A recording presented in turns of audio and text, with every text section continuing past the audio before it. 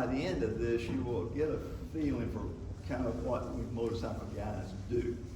So, we're going to take a little journey. And actually, I'm going to tell you about a journey I took last June. And it's a little bit of an adventure story. It's a little bit of a love story. And there's some evangelism in here. You know, I've been riding motorcycles since 1994. My sons went off to college, I bought a motorcycle, and I fell in love with it. Just absolutely love it. Since then, I've ridden over 400,000 miles, all 50 states several times, and 16 different countries. I've ridden the top of the Rockies, up Pikes Peak in the sleet. I've ridden in Death Valley at 120 degrees. I've been in New York City with a picture made in Times Square. I saw a rerun or a reenactment of the gunfight at OK Corral with Wyatt Earp. And I went to see Noah's Ark. And if you haven't seen that, you should make it your bucket list to go see Noah's Ark up in Kentucky. At any rate, here are a few things that I have learned or observed from riding motorcycles. First of all, it takes 4 wheels to move a body, but 2 wheels move the soul. I also found out that I'd rather be on my motorcycle thinking about God than sitting in church thinking about my motorcycle. Sorry, Rodney. Also, I learned that only motorcycle riders understand why dogs hang their head out the window when the car's going down the highway 60 miles an hour. Motorcycle riders understand that. And finally, what I observed is you never see a motorcycle parked in front of the psychiatrist's office. So I'm going to move along here to tell you about riding this 48 states. I've had a bucket list for 10 years or so to ride from one side of the country to the other, touching all 48 states. So I went to AAA and sat with them, said, what is the shortest route that you can take to go from one side of the country to the other and go through all 48 states? We finally came up with that on the map over there. You can look at it later. That is the shortest route. It's 6,872 miles. And if you look at my little notation there at the end, mine says 7,280 miles. I made a few wrong turns. But at any rate, so that's been a goal of mine. It's been an ambition for me to do this. The second thing is, while I was doing this trip, I wanted to make sure that I created a positive influence on the people I met. So I call Christian Motorcycle Association. That's a motorcycle club I've been a member of 20 years. You can see that it says Riding for the Sun on the back of the deal. Well, they have a little medallion, a little metal medallion that they put out that they use kind of as a handout track. So I called them and I ordered a bunch of these. I decided that each state I went to, that I would take a picture of the gas attendant holding the coin, and then I'll tell you a story. I also gave about 25 of these to my friends, the motorcycle guys I play golf with, some of my Sunday school members, just friends. I also gave 25 of them out and asked them to pray for me while I was on this trip. So we did that. My journey actually started in a little town 5 miles south of Walla Walla, Washington. College Place is the name of it. And I left there, and my first stop was going to be Needles, California, 1,050 miles. I figured that I could ride 1,000 miles a day, and I could do this in 7 days. Okay, 15 hours riding, 6 hours of sleep, 3 hours of miscellaneous, and work like a dream. Everybody has a plan. It's kind of like Sunday Listen says. Everybody has a plan until the first punch is landed. And I promise you, when the first punch is landed, my plans changed. So what I did, I left at noon, and I headed to Needles, California. I wanted to go through the desert of Nevada at night So I go through, and at about 10 o'clock at night, I'm riding along, just happy, completely black. No little lights with a pole on it, no lonely car over there, so I mean, nothing. And I see a sign. It says, pavement runs out in 20 miles. Yeah, so what I do, I stop, I look at the GPS, I look at the map, I miss my turn an hour back. So I have to turn around, go back an hour, make that. I get to Needles the next morning about 8:30. I have a sausage biscuit, fill it with gas. I take a picture of the coin. This is now my 5th state I've been through. So I leave there, I'm feeling pretty good, and it's time for me to take that 6-hour nap. But I think, it's only 8:30 in the morning. I'll go a little further. Bad decision. I decided to go to Flagstaff. Got to Flagstaff about noon. Things going good. I ate a little bite, had a little more gas, took the picture. I think I'll just go to Albuquerque. So I just ride on to Albuquerque. I've now been riding that motorcycle for 32 hours. I have gone almost 2,000 miles. I get there about 8:30 at night, and I get off the bike. I'm just like this. I try to stand up. I can't stand up. So I go in, I check in, I go upstairs, and I call Shirley. This is part of the love story.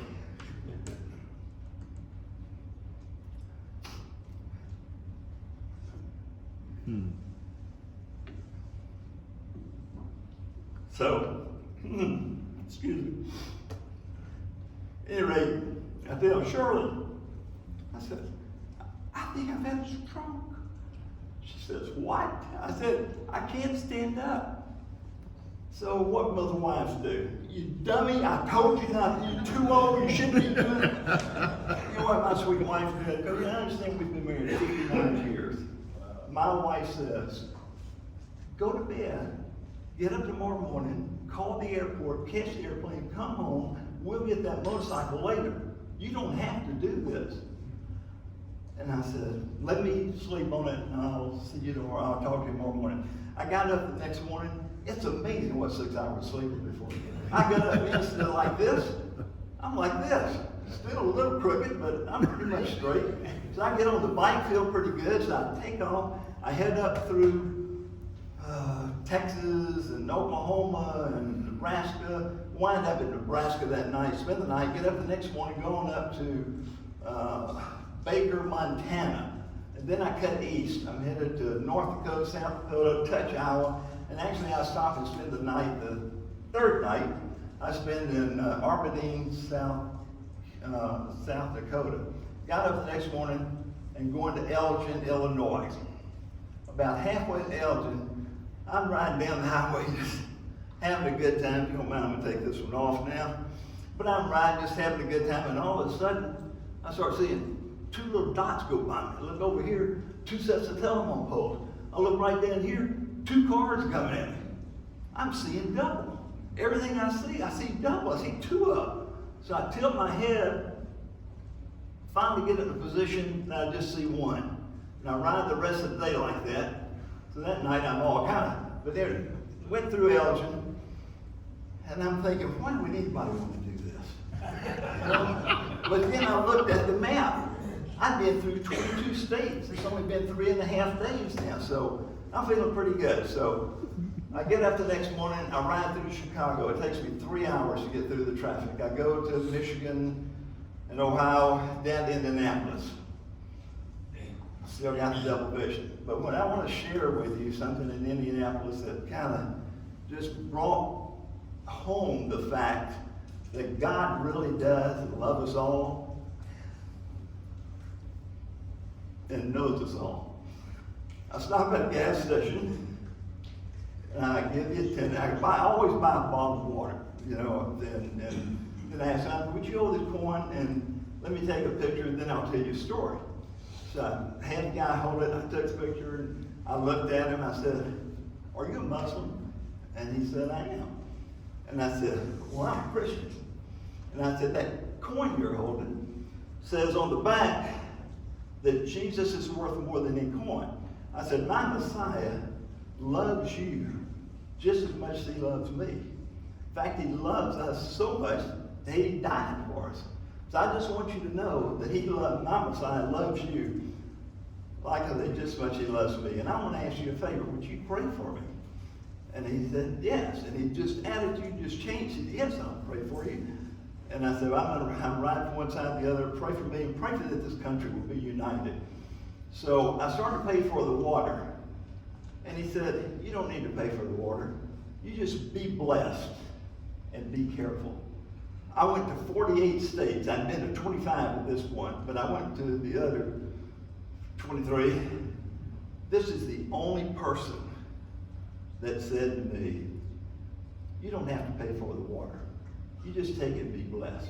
Now everybody was kind. It's amazing. I had seen all different kinds of people, young people, old people, white, black, brown, yellow, Jews, Christians, Hindu, and I'd given all of them the coin. But this Muslim was the only one who said, don't pay for this water, take it and be blessed. And I thought that was just, again, God's way of sharing with me how he feels about all of us. So, moving on. I went on down to Union City, Tennessee that night. Got down to Union, Tennessee, spent the night, got up the next morning, and realized I'd missed the state of Missouri. It's over here to the west, about 15 from me. Now, I look at the map, there's a little place in there I can go and cross over into Mississippi. It said Mississippi crossing. So I go there, 15 miles, 20 miles away from Union City, get there, and there's no bridge. It's a ferry. Only problem is the ferry's not running. So now I have to go back to Union City, make the loop, go all the way up to Carthage, come down. I go down through Blytheville. I get to Blytheville and I get gas and I tell the lady I'm going down to Memphis. And she said, oh, you can't do that. She said, that bridge is out across I-40. So it'll take you an hour to cross it. Most people are going back up, crossing over and going down Highway 51 on the other side of the Mississippi.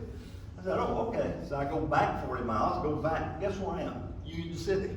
4 hours later. So now I'm behind again. So I ride all day. I go and finally, late in the afternoon, 6 o'clock, so I'm in Macomb, Mississippi. I start east. I go a little way and I turn south to go into Louisiana. It's now dark. And remember, I'm running like this, shutting one eye, doing this. The first 3 days, I averaged 81 miles an hour. Okay? Pretty good average.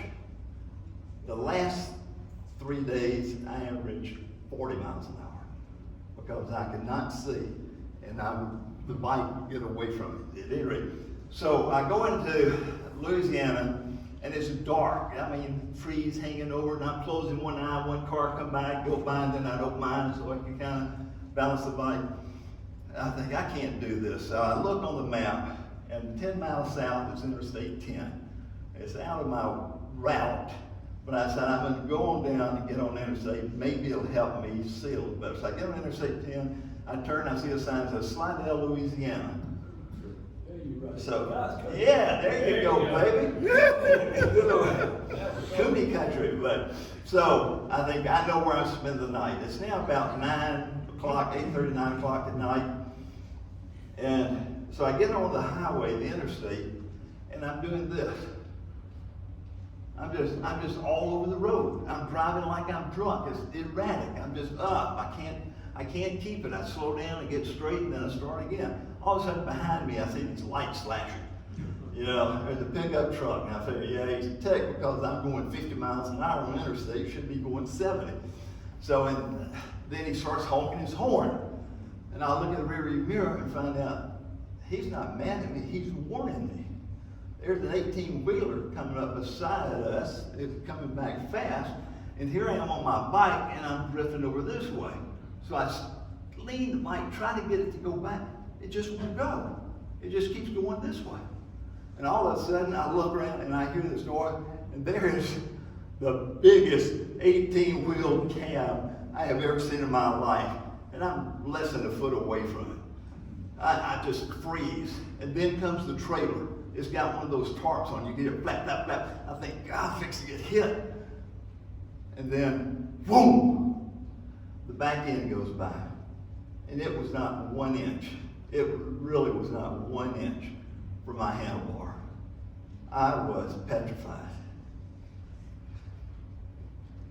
So, turned the gas down, drifted over to the shoulder of the road. I see the exit sign says it's not L exit. So I just stay on the side of the road, go down, stop at the red light, turn to the first place I turned to, Candlewood Suites. I know where I'm spending the night. So I pull up the party J, and all of a sudden here comes that pickup truck. Pulls up beside me, rolls his window down. He says, I'm ready, and I'm thinking, yeah. He said, are you okay? I said, yeah. I said, I just had a long day. I said, I drove from Tennessee, and I'm just beat. I'm going to spend the night here. He said, well, listen, he said, I'm a volunteer fireman. And he said, I've picked up one motorcycle body today.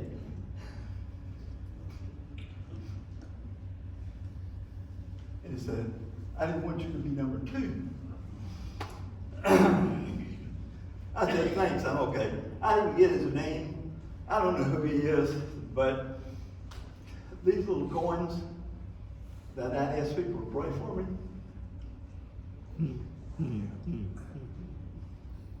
I am convinced that those guys, all of you who did, pardon me, golly, I don't normally get this emotional. All of you who did pray for me, help that guardian angel. Amen. Be there. Be there, right there. So at any rate, I go in the hotel. Needless to say, I'm exhausted. I think I'm going to quit. I think I just can't do any more of this. And so I look at the map. And folks, I looked at the map, and it's amazing. I've been from here all the way down to here. Here I am. Look how far I've come. Look how far I've got to go. 1,200 miles. I go to sleep. I said, tomorrow morning I'll evaluate. Maybe I can make this. Only 2 days left. Next morning I get up. I take off. I ride all day. At 9:30 at night, I start to look for a hotel. I can't find a hotel. Finally find this place in Greenville, South Carolina. I have been the grand total of 550 miles in 14 hours today. I mean, I'm just struggling to stay on the road. When I stop to buy gas, I struggle to get back on the bike. Anyway, so the guy said, I'm sorry, we don't have your rooms. And I said, I've been to 3 places. Come on, buddy, can't you? He said, I'm sorry. So I go over and I sit down, and I'm just laying back. And he comes over, he said, look, he said, where are you from? I said, I'm from Dallas. He said, oh, do you know the Potter House? I said, yeah. He said, well, I was down there last week. Said, I said, everybody knows T.D. Jakes, yeah. He said, why was the men conference down there? He said, and we talked about T.D. Jakes and what he's doing and that sort of thing. He said, you know what? He said, I have a room that's guaranteed, but the guy hasn't shown up. It's 10 o'clock at night. He's not going to show up, so I'm going to let you have that room. I said, thank you, Lord. So I said, by the way, how much is that room? $475. I said, I'm just going to be here 6 hours. I said, can't you? He said, that's the price. Anyway, we got to talk finally. He finally dropped it to $150. I pulled out that card and give it to him. So I spent the night. I got up the next morning, and I'm still miserable. I don't feel any better. So I get on the bike and say, I'm going to go to the doctor. So I punch in a little GPS to an urgent care. I'm going to go by and just see if he can do something with my eyes or just give me something to make me feel better. So I take off, trying to watch the GPS and trying to drive. When I get to a red light, it says turn left, I turn right. Next thing you know, I'm on Interstate 84 going north. Right where I'm supposed to be to get to Maryland. So I just stay on it. So it must be a sign. So I go to Maryland, 5:30, I get there. I gotta get a few more miles. So I go to Delaware. Decide to spend the night in Delaware. I spend the night in Delaware with no more goals to meet, no more timelines to meet, because I've just missed my 7th day. I'm now on my 8th day. I said, but now, folks, show you one more time. I know you can't see it very well, but I'm right here. Unlike the less, the GPS says I have 400 miles, 8 hours. Yes, today's the day. I am going to finish this deal. The GPS didn't tell you what lies ahead. I take off on the turnpike going north, I miss Pennsylvania. You have to swing back around and go to Pennsylvania. I go and finally get to New York City about 1 o'clock. And I see a sign up there at George Washington Bridge. I don't know how many of you know anything about New York, George Washington Bridge. It leads over into New England. And it is backed up all the way from the bottom, all the way as far as you can see. And there's a sign, electronic sign up there that says, time to get across bridge, 1 1/2 hours. It's 1 o'clock in the afternoon, hot, I'm in my leathers. I'm sitting there moving. I get to the other side, it's actually 2 hours later. So now it's 3 o'clock. I pull off the first place I can get off. And I pull into a station, get gas, do my picture, and I'm in the middle of the Bronx. I am a minority there. I mean, but no problem. Got gas, get on my bike, get ready to leave. I hit the gas, and a car pulls up right in front of me. I slam on the brakes, turn off the gas, and the bike goes dead, it chokes, and it's still in drive. I have a Honda Goldwing, and it has an automatic transmission, just like your car does. And you know you can't start your car in drive. It has to be in park or neutral. I'm in drive. So I wiggle it, turn it off, I let it sit, I turn it back on, I bounce it, I do everything I can. 30 minutes I try, I can't get it on. So I call Al Lamb Honda, who prepped the bike for me before I left here. I said, let me hear what's happening. And I explained to them, they said, well, maybe your electrical system is acting up, you don't have enough electricity. See if you can get a jump. So I have cables, so I got cables, and I saw a big old Escalade over there that had 2 women in it. So I take my cables and I start walking over to them. I get about far as here to Mike, and that window goes. So I walk on up, and so she cracks the window just a little bit. I said, ma'am, I need to get a jump. I have cables. Would you give me a jump? And she said, I don't think I can do that. The other lady sitting in the passenger seat, here's Providence working again. She said, hey, my husband rides a motorcycle. Let's give him a jump. We can do that. So she did. We hooked up the cables. I tried. It didn't work. Okay? So I rolled up the cables. They left. About that time, the phone rings. It's Shirley. She's got one of these little things that says, find me on the phone. She knows where I am. She said, you've been at that station for 3 hours. Are you okay? And I said, well, I told her the story. She said, what are you going to do? I said, I'm going to call AAA. I'm going to a hotel, and I'll just worry about it tomorrow. It doesn't look like I'm going to finish this trip. So I hang up, and I'm out in the middle of the parking lot, and over to the side there's a tree. And I thought, well, I might as well get under the tree. I'm going to be here waiting on it. So I start backing the bike up. I'm backing up. I just keep backing up. At about 25 feet, I hear this clunk. I look down. Guess what? It's in neutral. I hit that starter, cranked that bike. I mean, I took off out of there, but it's now 6 o'clock at night. There was no way I'm going to make it all the way to Maine. So I look and I say, okay, I'll go to Providence, Rhode Island. So I go to Providence, spend the night. I only have 4 states left. As bad as I am feeling so good. I'm looking at only 4 states. So the next morning I get up at 9 o'clock. I take off. I go through Massachusetts, go up to Vermont, cut across New Hampshire. It's Sunday. Okay? And so Sunday about noontime, I'm riding across New Hampshire. I come across this little curve, and there is a prettiest white church sitting in a little meadow, green tree. I mean, it was just gorgeous. And they were just letting out. Most of the people had gone. The parking lot was almost empty. So I pulled in the parking lot just to rest for a minute. And then I thought, it's only 11 o'clock in Dallas. I'm going to listen to Jeff preach a sermon. So I get on my podcast, and I dial it, and I sit there at that church, and I'm thinking, this is what God meant to happen. Right here at church, I'm going to listen to Jeff stop punching on. Only Jeff isn't preaching. It's Megan. You all know Megan, the women's minister.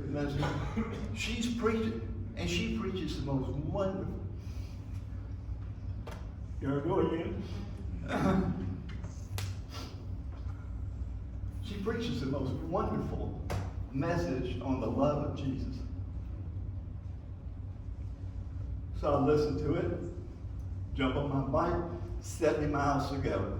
I get on that bike, I go over the hill, I see Maine, I see this gas station at the bottom, I turn in there, I get gas, I take my picture, I go back on the bike, I sit down and say, I made it. I go one block, turn left into a Ramada Inn, they had a room, I check in, I spend the night, I go to sleep, get up the next morning, I'm gonna go get some breakfast, I go to the bike, and it won't start. I left the ignition on all night. I was so glad to get there, I forgot to turn the thing off. So it was dead. I called AAA, they took care of it. The second thing is, right across the parking lot, there was a big sign that says, eye doctor. So the next day, the next morning I got up, went over to the doctor, they made me some temporary lenses that would bounce my eyes, and I rode home. Now, why did I tell you this story? What does it mean? Well, I'm going to refer to my notes here to find out what it meant. No, I actually know what it meant. First of all, even at our age, and a lot of you are, well, a few of you are close to my age. A few of you might be older, but a lot of you are younger. But, you know, we all should have goals that we set. Goals in our business life, goals in our personal life, and goals in our spiritual life. I had a goal when I started this out. I wanted to let other people know that I was a believer. And I gave 48 different people an opportunity. I planted a seed. Now, are they going to become Christian? Are they going to become believers? I don't know, but God does. But I gave each one an opportunity to. So I think everybody should have goals. And the difference between a goal and a dream is goals have plans. You have measurable points. A dream is something you wake up to. It may be good, it may be bad. The second thing I want you to remember is that the grandfather of failure is procrastination. The grandfather of failure is procrastination. If I ask everybody in here, what does it mean to be successful to you? Everybody have different reasons. Somebody has a bigger car, more money, smarter children, just happy children. But we all have different ideas of what success is. But you know what? We can all agree on one thing. What is failure?